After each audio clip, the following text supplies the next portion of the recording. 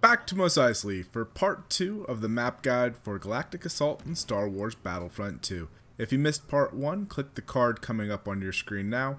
That will include Phase 1. Today is Phase 2 and Phase 3, so if you want the whole map, go back and watch part 1, then come back and watch part 2.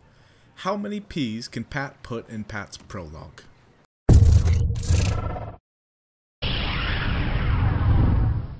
I just want to make sure to remind you guys that the overlays are all from StarWarsGaming.net, and they have even more information that I'm not going to cover in the videos, so make sure to check them out for a full look at the map, and theorycraft some of your own ideas on how to attack an objective. There's a link in the description down below, so put this on pause if you haven't checked it out already, or even better, put this on pause, open a new browser, and have the overlay up in a separate window while we go over this. I have it up while I'm writing as a reference, so do that if you're on the computer. Like part 1, if you have some words of wisdom to add, post it in the comments below. Helpful posts will be pinned so we can get the knowledge out there. Just a reminder for everyone who's a subscriber, make sure to check out the description for information on how you can win a $50 gift card to the system of your choice. It's open until midnight tonight, the 14th, to fill out the survey and enter to win. If you're not a subscriber, it's not too late to hit that subscribe button, and I would love your support.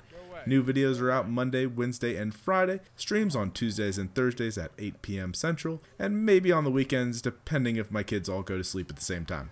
Make sure to stick with me till the end because we're going to do Phasma staff strikes only, so I hope you guys enjoy that at the very end of this video.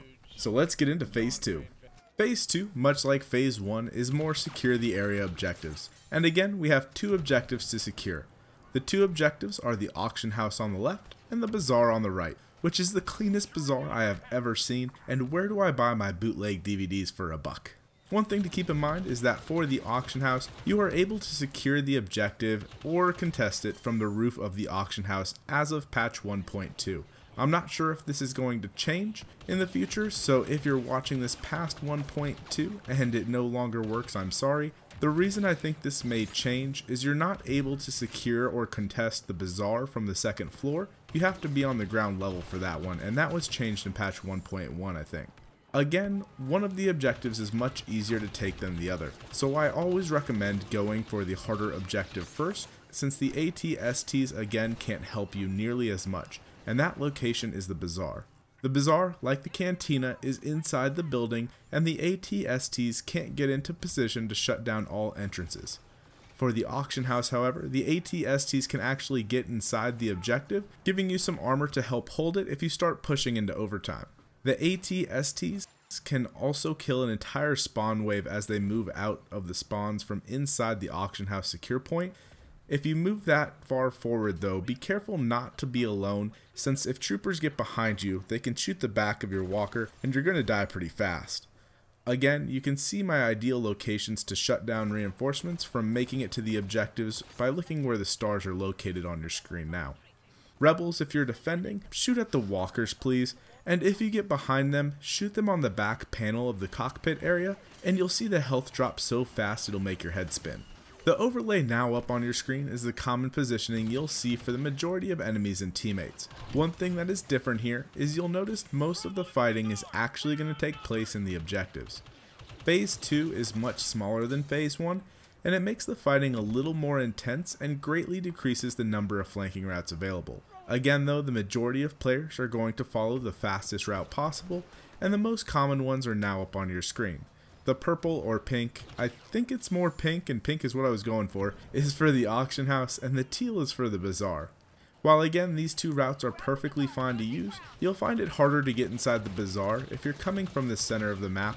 If you have a hard time moving forward, time to break out the flanks in order to get to that objective.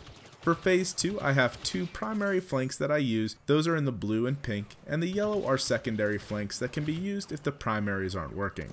I'm going to mainly focus on the 2 primary flanks though, so just keep the yellows in mind in case you need them. We'll start with the bazaar since that's the first place I want to capture. This is the longer route to take you around the enemy and the fighting and get straight into the objective. The reason I aim to get to the objective is to try to get the enemy team to move back to the objective point, allowing my team to move up more easily. So I like to come at the bazaar from the right hand side and save my vanguard till I'm about to enter the objective itself. Once you come in the right hand entrance of the bazaar, you'll see some steps leading up to the second floor. The first thing you want to do is get up there and clear out anyone at the top of the steps. Even though you can't secure from up here or contest, it's near impossible to secure the objective if you allow someone to look down on you from here. Once the top floor is clear, if you want to just annoy the enemy team, you can hide under either staircase as long as you don't shoot, and most people won't check under there for you, allowing you to contest the objective for a really long time until someone wises up to what's going on. For the pink flank for the auction house, this is the route I use to get onto the roof of the auction house and contest or secure from there. It'll take you on the auction house on the leftmost side of the map, and you can jump up a few boxes and walk across an awning to the roof. From there, you can clear out anyone in the open and drop grenades down slots in the roof into the building the rebels tend to hide in. You are able to fall down these slots, so be careful when you're up there. You also have very little cover, so make sure to keep an eye out for anyone spawning in if you don't have the walkers in the area to help you do that. If you are just inside the auction house building, on the either corner of the building where two walls meet, there are some boxes you're able to hide behind. Again, no one checks here, so you can just sit there and contest all day long as you don't give your position away by firing. That pretty much brings us to the end of Phase 2. There's really not much left for Phase 3, so we'll cover a little bit here, but Phase 3 is pretty straightforward. Phase 3 is where things start to change up in Mos Eisley. We go from 2 objectives down to 1, and from secure the area to plant and defend a bomb. In this phase, you need to get close to the B-wing sitting in the middle of a landing pad and place a bomb and defend it until it goes off. This is one of my favorite objective styles, and I wish there were more maps that use this. You lose the ability to use vehicles in this phase, but that's okay because in the last phase you get 4 heroes on the map. Attacking this location is a little easier as well, since once you break the enemy lines, you pretty much win since you can easily watch all entrances. However, breaking the lines is a little bit tougher, since this is the smallest of the 3 stages, and troops tend to cluster close together. In this phase, I did my best to mark where the majority of the fighting will take place, at least at the start of the phase. Once the line breaks, it gets a little crazy and hectic, so take these positions with a grain of salt once you start to get through the front lines. The only one you can count on where there will be constant fighting is in the control room that overlooks the center of the map. This is the location with the arrow coming out of it, since for some reason everyone who sits up here only watches one direction. You are able to flank this room from the outside, and you'll get some easy kills unless your timing is really bad and you and the enemy enter the room at the same time. Unlike the other 2 phases, all the doors on this phase are constantly being used or fought for, so there's no easy flank on this one that you can really use. The only flank I recommend is to get into the control room. Other than that, it's a lot of just testing the waters to see if you're able to find a door that the enemies or the heroes aren't watching.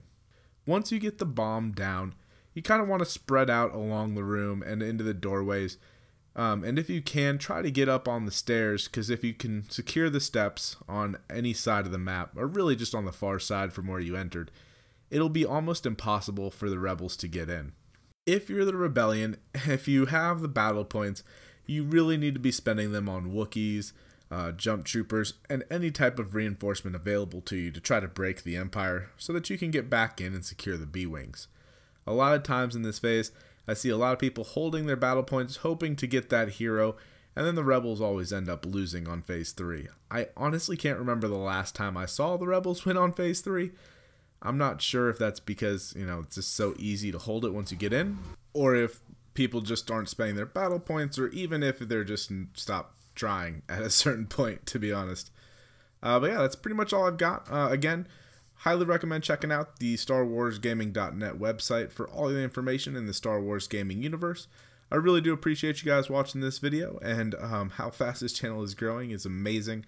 I really appreciate all of your support, and I hope you have a great day, and I'll see you in game.